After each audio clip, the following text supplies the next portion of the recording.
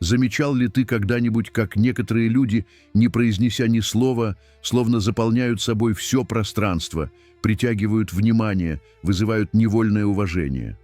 А другие, наоборот, могут говорить без умолку, жестикулировать, пытаться быть в центре внимания, но их слова будто растворяются в воздухе, не оставляя следа, их присутствие кажется почти невесомым. В чем же секрет этой молчаливой власти, этой внутренней силы, которая считывается без единого звука? Это не магия и не врожденный дар избранных. Это тонкое искусство, психология присутствия, если хочешь, которой можно научиться. И сегодня мы поговорим именно об этом, о том, как показать свою истинную силу, не прибегая к словам, как излучать уверенность, которая ощущается другими на каком-то более глубоком, инстинктивном уровне. Если эти размышления находят отклик в твоей душе, и ты ищешь ответы на непростые вопросы бытия, подпишись на канал прямо сейчас. Впереди еще больше мудрости для тех, кто думает. Ведь понимание этих тонких механизмов – это не о манипуляции, нет. Это о том, чтобы занять свое законное место в мире, чтобы твой внутренний стержень чувствовался окружающими, чтобы тебе не приходилось доказывать свою ценность снова и снова. Это о спокойной уверенности, которая исходит из глубины. Итак, давай рассмотрим 7 способов, 7 ключей к проявлению этой внутренней силы без слов. Первый способ – это то, что я бы назвал силой контролируемой неподвижности. Понаблюдай за людьми. Часто неуверенность, тревога или желание скрыть что-то проявляются в излишней суетливости, подергивание ногой, постоянное теребление чего-то в руках, бегающий взгляд. Это все неосознаваемые сигналы внутреннего раздрая, утечка энергии. Человек же, который владеет собой, который спокоен и уверен в своей основе, часто демонстрирует удивительную экономию движений. Его тело не транслирует суету, оно излучает покой. Это не значит быть скованным или напряженным, как статуя. Вовсе нет. Речь о естественной расслабленности, соединенной с внутренней собранностью. Когда ты сидишь спокойно, не ерзаешь, когда твои жесты скупы, но точны и наполнены смыслом, это говорит о многом. Это говорит о том, что тебе не нужно лишними движениями сбрасывать внутреннее напряжение, потому что его либо нет, либо оно под твоим полным контролем. Представь себе старого мастера боевых искусств. Он не будет делать лишних взмахов руками или суетливых шагов. Каждое его движение будет выверено, наполнено смыслом и внутренней силой. Или вспомни встречу с человеком, который произвел на тебя впечатление по-настоящему авторитетной личности. Скорее всего, в его манерах была эта глубинная неподвижность, это спокойствие, которое не нужно было подкреплять громкими словами. Это происходит потому, что суета других людей, их нервозность часто вызвана их собственными внутренними бурями, их страхами и неуверенностью. Твоя же неподвижность, твое спокойствие становится для них немым укором или, наоборот, тихой гаванью, что само по себе является проявлением силы. Это не твоя вина, что их мир штормит, но твоя способность сохранять штиль говорит о твоей внутренней опоре. Второй безмолвный посланник твоей силы – это твой взгляд. Глаза, как известно, зеркало души. Но они еще и мощнейший инструмент невербального общения. Речь не о том, чтобы сверлить собеседника тяжелым, подавляющим взглядом, это скорее признак агрессии или попытки доминировать через запугивание, что к истинной силе имеет мало отношения. Я говорю о спокойном, прямом, но не вызывающем открытом взгляде. Когда ты смотришь человеку в глаза во время разговора, ты транслируешь несколько важных сообщений. «Я здесь, я присутствую в этом моменте. Я тебя слушаю и слышу. Я не боюсь этого контакта. Мне нечего скрывать, и я не чувствую угрозы от тебя». Человек, который постоянно отводит глаза, блуждает взглядом по сторонам, невольно демонстрирует либо неуверенность в себе, либо отсутствие интереса, либо даже неискренность. Мудрецы древности говорили, что взгляд – это копье или щит души. И действительно, умение выдерживать зрительный контакт, не отводя глаз от легкого дискомфорта, который может возникнуть у собеседника, часто воспринимается как признак внутренней твердости. Подумай о ситуации, когда кто-то пытается на тебя давить, может быть, не прямо, а исподволь, манипулировать. Если ты спокойно и прямо смотришь ему в глаза, это как будто возводит невидимый барьер. Твой взгляд говорит: «Я вижу, что происходит, и меня это не выводит из равновесия». Заметь, это не агрессия, это именно спокойная констатация. Часто люди отводят взгляд не потому, что ты какой-то не такой, а потому что им самим некомфортно под прямым, честным взглядом. Он будто высвечивает их собственные мотивы, их неуверенность или скрытые намерения. Твоя же способность сохранять этот контакт – это проявление твоего внутреннего стержня. Третий аспект этой тихой власти заключается в экономии и осмысленности движений. Этот пункт перекликается с первым, о неподвижности, но раскрывает его немного с другой стороны. Представь себе хирурга во время сложной операции. Каждое его движение отточено, целенаправленно, лишено всякой суеты.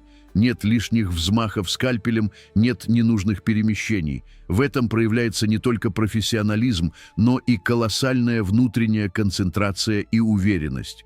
В обычной жизни это проявляется в том, как ты берешь предметы, как открываешь дверь, как садишься на стул. Человек, который внутренне не собран, часто совершает много мелких, хаотичных, как бы пробных движений. Он может потянуться за чашкой, потом немного отдернуть руку, потом снова потянуться. Это мелочи, но они считываются на подсознательном уровне. Экономия движений, напротив, говорит о том, что ты знаешь, чего хочешь и как этого достичь. Твои действия не случайны, они являются продолжением твоей ясной мысли. Это как в природе. Сильное, здоровое животное движется плавно, уверенно, без лишней траты энергии. Слабое или больное суетливо, дергано. Мужчина, чьи движения скупы, но точны, воспринимается как человек, который контролирует не только свое тело, но и ситуацию вокруг. Это не означает, что нужно двигаться как робот. Естественность – ключ, но эта естественность должна исходить из внутреннего ощущения «я знаю, что я делаю». Вспомни, как ведут себя люди, которые явно нервничают перед важным событием. Они могут теребить одежду, переступать с ноги на ногу. Их тело выдает их внутреннее состояние. Тот же, кто спокоен и уверен, будет двигаться так, будто у него есть все время мира, даже если это не так. Это потому, что его внутренняя сила позволяет ему не поддаваться внешней спешке или давлению. Его движения не реактивны, а проактивны.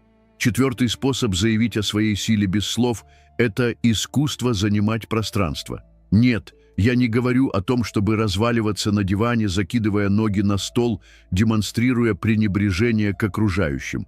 Это было бы проявлением не силы, а невоспитанности или попыткой компенсировать внутреннюю слабость внешней атрибутикой. Речь о другом, о том, чтобы не сжиматься, не пытаться стать меньше, чем ты есть. Многие люди, особенно те, кто пережил опыт подавления или критики, неосознанно стараются занимать как можно меньше места, сутулятся, втягивают голову в плечи, скрещивают руки и ноги, будто пытаясь спрятаться. Это язык тела, кричащий о неуверенности, о желании быть незаметным.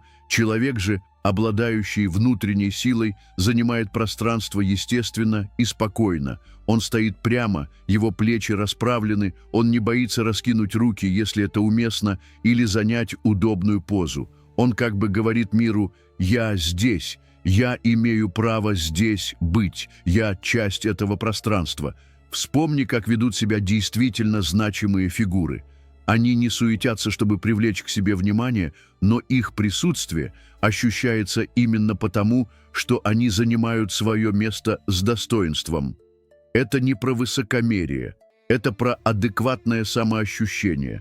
Это как дерево, которое растет так, как ему предписано природой, не извиняясь за свои размеры. Часто желание сжаться, стать незаметнее, навязано нам извне, критикой родителей в детстве, давлением в школе или на работе. Это не твоя вина, что когда-то тебя заставили почувствовать себя незначительным. Но сейчас ты можешь осознанно вернуть себе это право на свое пространство, право на свое «я». И это считывается окружающими как спокойная уверенность. Пятый и очень мощный инструмент – это резонанс молчания. Мы живем в мире, переполненном шумом, информационным, эмоциональным, вербальным. Все куда-то спешат, все что-то говорят, часто не особо задумываясь над смыслом сказанного. И в этом потоке слов человек, умеющий вовремя и к месту промолчать, выделяется особенно ярко.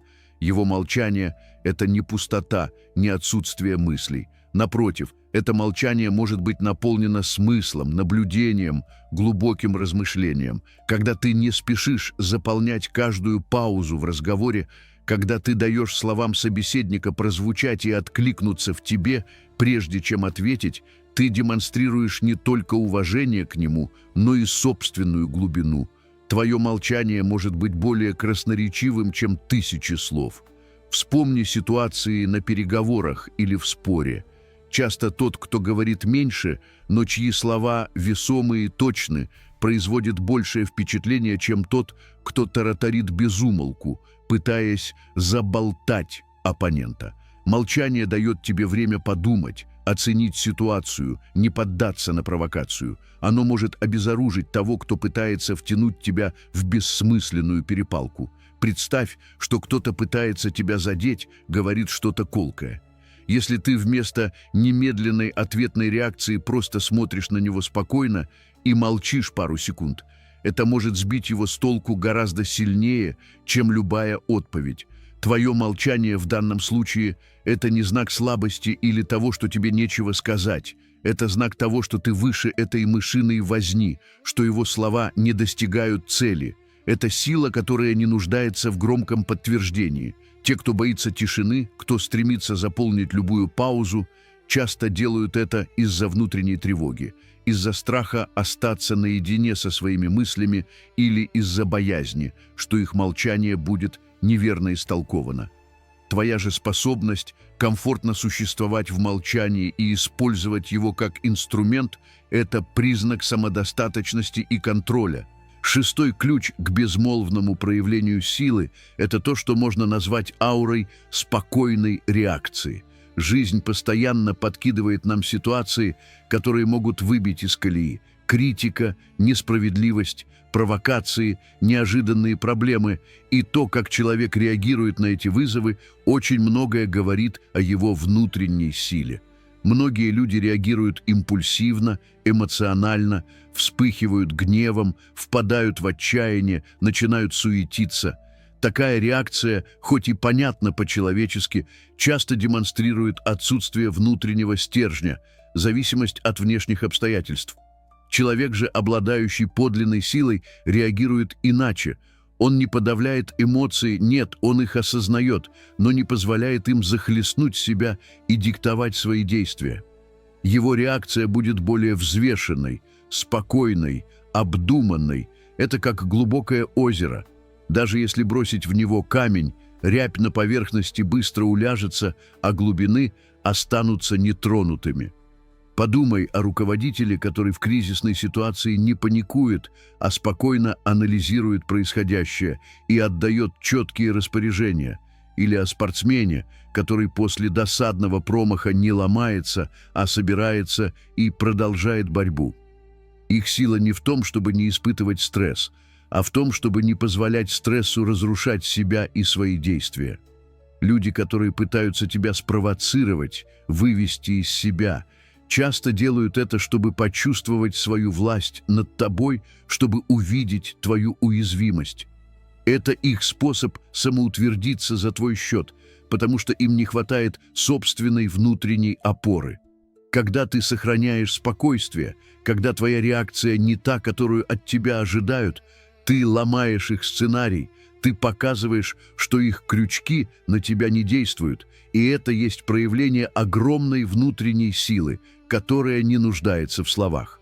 И, наконец, седьмой способ – это тонкая, едва уловимая демонстрация самодостаточности. Что это значит? Это значит не искать постоянно одобрения, подтверждения своей правоты или ценности со стороны других людей. Человек, который уверен в себе, в своих принципах, в своих решениях, не нуждается в том, чтобы ему постоянно говорили, что он молодец. Его самооценка не зависит от внешних оценок, как флюгер от ветра.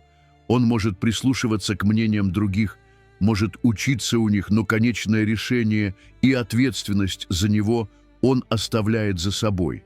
Это проявляется в мелочах, в том, как он делает свой выбор, не оглядываясь на то, что скажут люди, в том, как он спокойно принимает критику, если она конструктивна, и также спокойно игнорирует ее, если она не по делу, не впадая при этом в защитную агрессию или уныние. Это не гордыня и не высокомерие. Это глубокое внутреннее знание своей цены, своей индивидуальности. Представь себе мастера, который создает что-то уникальное. Он может показывать свою работу другим, но он не будет унижаться, выпрашивая похвалу.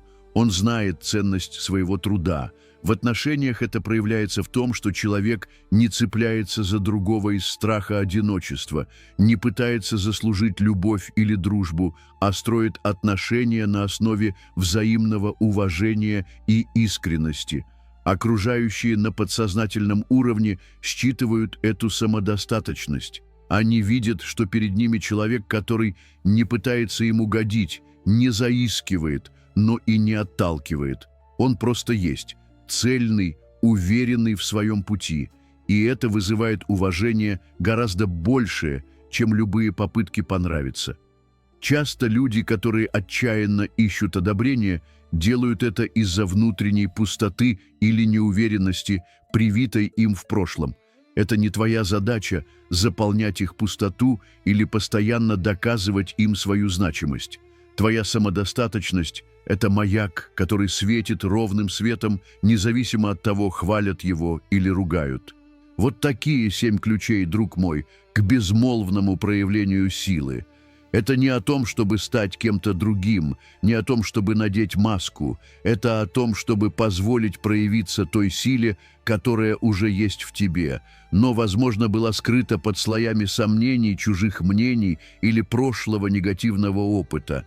Контролируемая неподвижность, уверенный взгляд, экономия движений, естественное занятие пространства, резонанс молчания, спокойная реакция и тихая самодостаточность – все это грани одного целого, твоего внутреннего стержня, твоей аутентичности. Это путь не быстрый, он требует внимания к себе, наблюдения за собой и за миром. Но каждый шаг на этом пути будет делать тебя не просто сильнее в глазах других, но, что гораздо важнее, гармоничнее и увереннее в своих собственных глазах. А теперь я хотел бы спросить тебя, какой из этих безмолвных способов проявления силы ты замечал у других, или, может быть, уже осознанно используешь сам? Какой из них кажется тебе наиболее трудным для освоения или наиболее важным? Поделись своими мыслями в комментариях, ведь наш обмен опытом – это тоже путь к мудрости. Если это видео было для тебя полезным, дай мне знать, поставив лайк. И, конечно, подписывайся на канал, чтобы не пропустить наши следующие беседы о важном. До новых встреч!